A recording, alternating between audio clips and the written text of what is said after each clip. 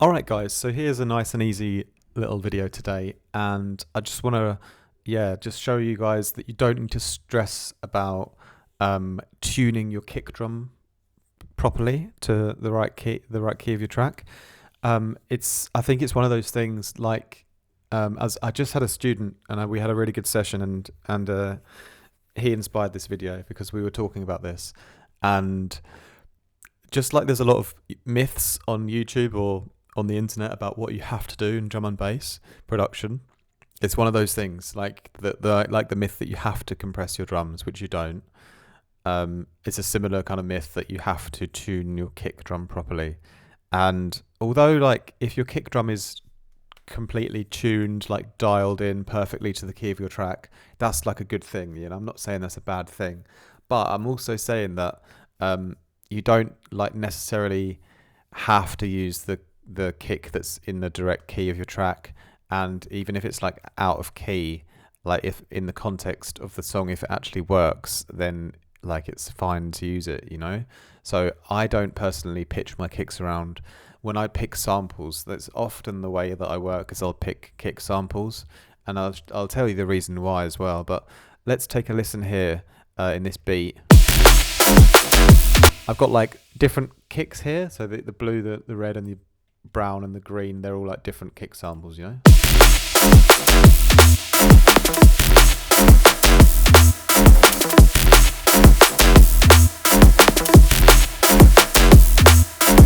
And then I've got the main one, which is actually the best one here.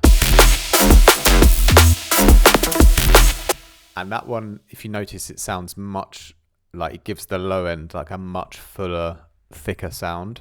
And so basically, when it comes to like kicks, why I like to use samples is because like a real great low end to me comes from the combination of a good kick with a good bass, in terms of like how they just naturally work together to create a powerful low end, you know?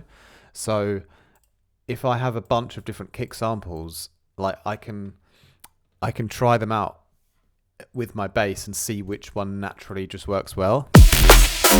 So I can just naturally in the mix try a bunch of different kick drums until I find one that just fits correctly, gives you the best overall low end impact and power and cleanliness and character. And so when I do that, I just go through the samples and I don't ever really pitch them around, because what you find is when you start pitching like samples around like this, you know, let's say here I could transpose it up maybe. So we've gone up a bit, 2 semitones higher, or I'll try lower.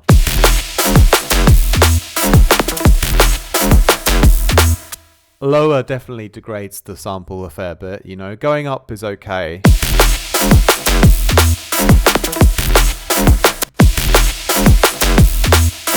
But to me, and if I go back to my original kick here, the one that's sort of my favourite one, if I try to transpose this one around, again, there's to me there's a massive difference when you start transposing them around. You rarely get a sound that's as powerful as if you just left the sample how it was. So from my experience, because it's a really precise thing and it's a thing I want to get perfect, I want like the most powerful low end. I want the most impact in the low end with the kick drum and the bass combined.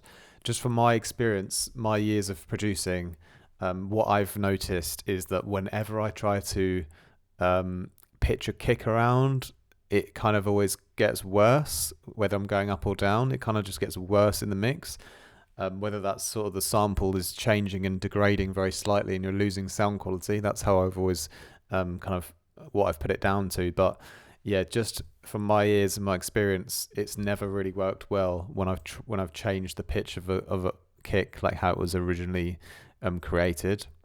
And so yeah, it's quite a simple video today, but it's just my advice and my guidelines is I would say just stick to the original pitch that the kick the kick sample you've got is in. Like, don't pitch it around. Stick to what it's been made in, and don't be so strict about it having to be the exact key of your track.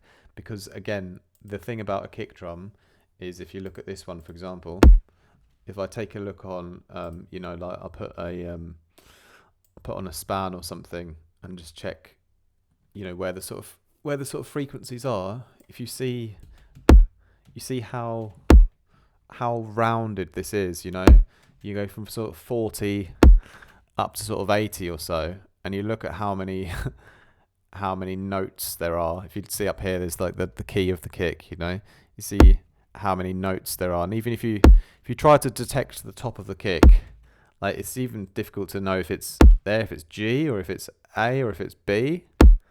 Like, it's really in that sort of low end, it's technically you could figure out exactly what key it is, but it's not the same as other instruments like a snare drum, or maybe a tom that has a really like obvious tonality to it. The kick is a lot more atonal than other elements. So when you have the pitch of the kick like slightly different to the key of your track, you can often just get away with it. And that's just my advice. It might not sound like really, the best technical thing, like theoretically, but in like over the experience of when I've been producing, my goal is always to get the fattest, most powerful, cleanest low end mix down, and in reality, you can achieve like a really great low end with a kick drum that might be, not necessarily in the key of your track. It might be a little bit off, but it just works better with the bass line. So I prioritize just the way that the kick and the bass naturally gel together in terms of the actual sound quality that you get. And I do that without changing the pitch of any of the kicks that I've chosen. And I do it by just running through a large number of different kicks until I get the best combination, So it's actually almost easier than you think, because doing it that way, you don't have to bother pitching stuff around, and you don't have to like make sure every kick is exactly the pitch of your track. But what you'll find is that some kicks will just be naturally perfect, and you haven't got to worry about exactly the exact pitch of it, You'll just hear that it just works, You'll just hear that some kicks are just made for that kind of bass line and some kicks aren't. And so, all of my tracks from the last, at least 4 or 5 years, I've never pitched the kick around.